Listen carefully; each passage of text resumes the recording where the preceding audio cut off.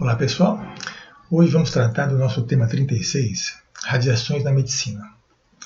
Esse é um tema importante e muito sensível, porque radiações em geral representam problemas, mas a gente não pode esquecer que as radiações têm papel fundamental na medicina, no tratamento e no diagnóstico. Então vamos discutir um pouquinho esse assunto. Vamos lá?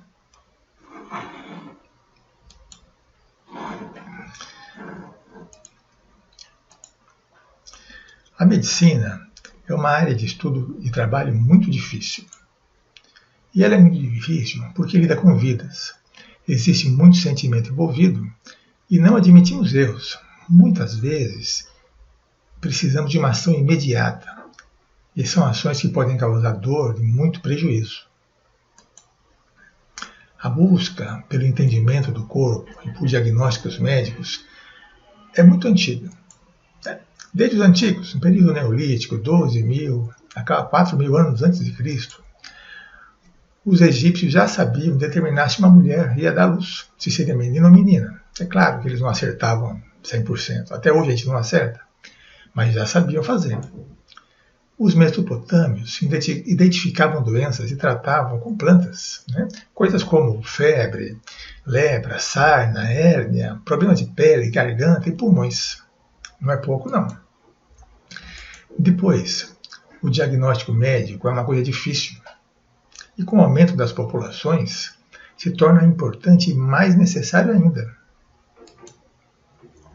Os diagnósticos podem ser feitos visualmente, pela aparência, pelos sintomas e também por análises químicas ou físicas. Quando o médico te recebe, ele observa e faz perguntas. Essa entrevista, a anamnese, serve para que ele, utilizando da sua experiência, determine qual é o problema e qual é a solução, qual é a medicação que ele deve te indicar. Além dessa pesquisa, tem também os exames químicos e, mais recentemente, os exames físicos. A física colocou o diagnóstico médico num outro patamar. A gente agora pode olhar dentro do corpo e ver. Não precisa só contar com as impressões do paciente. A gente pode olhar e ver dentro do corpo sem ter que abrir o corpo, o que é mais importante. São exames não invasivos.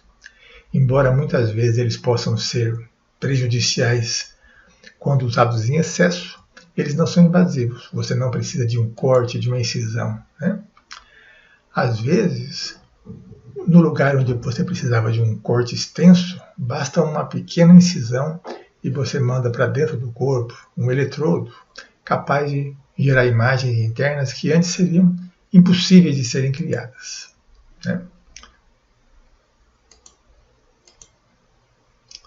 A física colocou o tratamento e o diagnóstico no outro nível. A gente agora consegue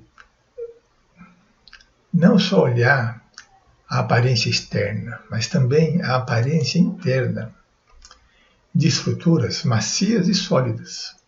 E isso, para a avaliação médica, é fantástico.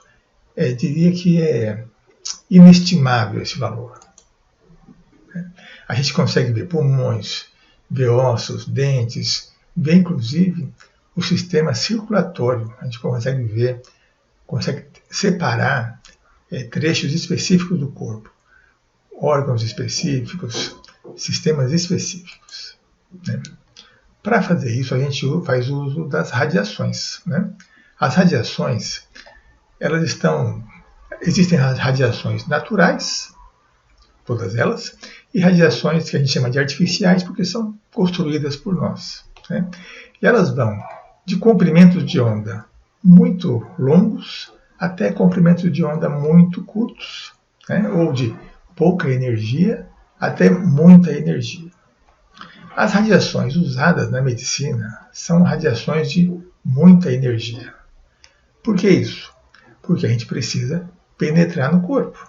É por isso que a gente usa radiações de muita energia. Essas ondas levam energias, mas não levam massa.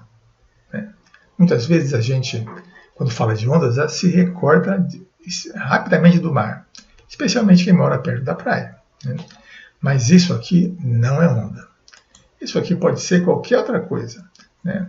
Arrebentação, a queda da água que anda mais rápido por cima, pode ser qualquer coisa, mas não é onda, né? Uma onda é uma transferência de energia, só de energia, sem carregar a massa do meio, né?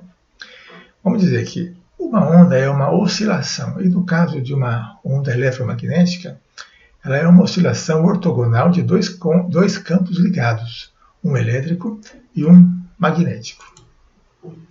Mais ou menos como nessa imagem.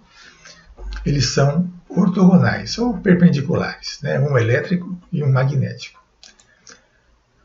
Esse tipo de onda tem uma característica muito bacana, ou muito peculiar.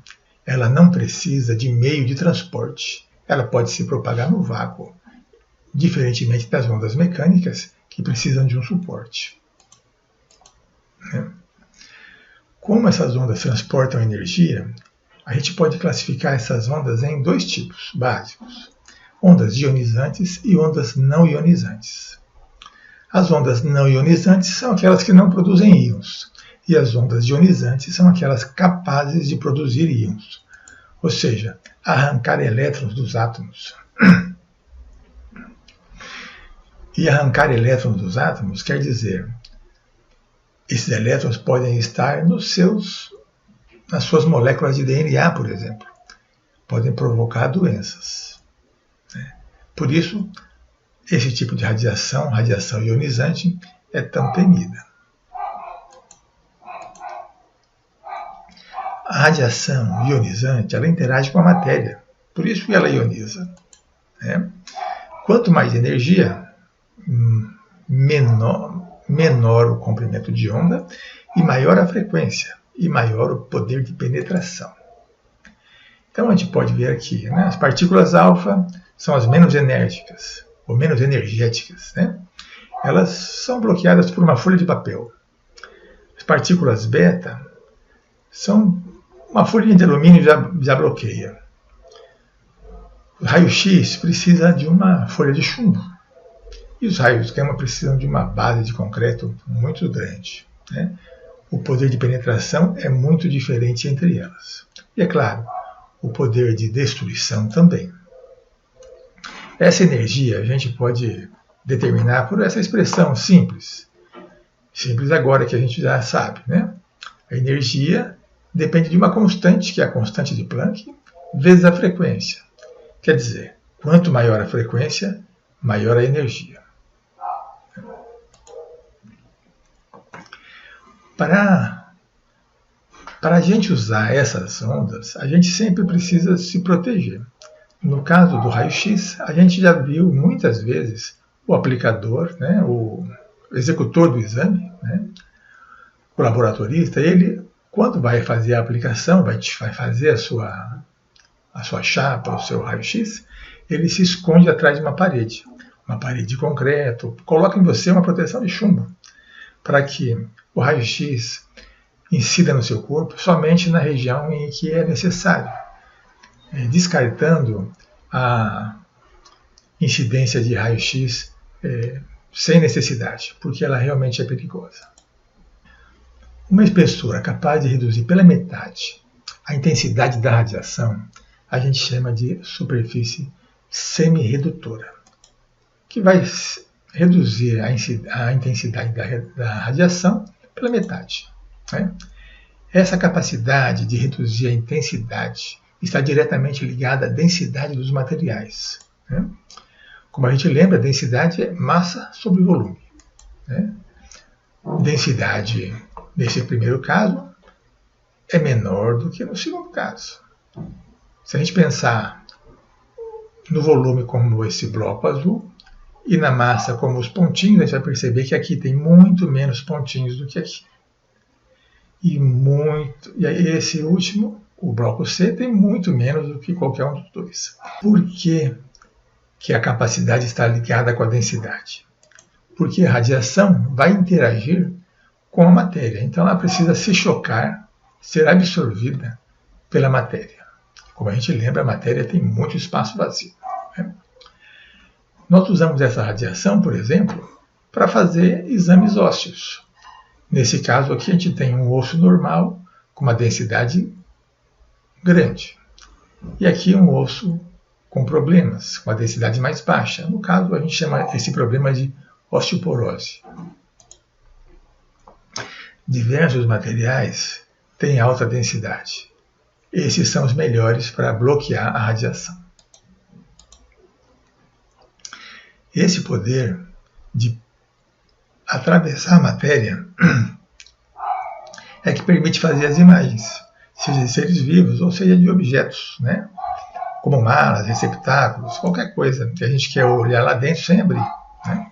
A gente pode ver, por exemplo, aqui, entre outras coisas, uma fratura óssea, né? Uma fratura óssea da mão. Permite que a gente faça a verificação em materiais, em estruturas metálicas. Com isso, evitando vazamento e acidentes. Como vocês viram, as radiações têm um papel muito importante na vida social, quando ela implica diretamente na qualidade e nos exames da saúde e também em aplicações comerciais e industriais. Por isso vale a pena a gente entender. Ela é poderosa, tem muita energia, pode fazer mal para a saúde, mas se a gente souber usar, a gente pode retirar muitos benefícios da radiação. E a gente continua produzindo e estudando radiações de forma a conseguir coisas melhores e mais seguras para o uso diário. Nos vemos no próximo vídeo.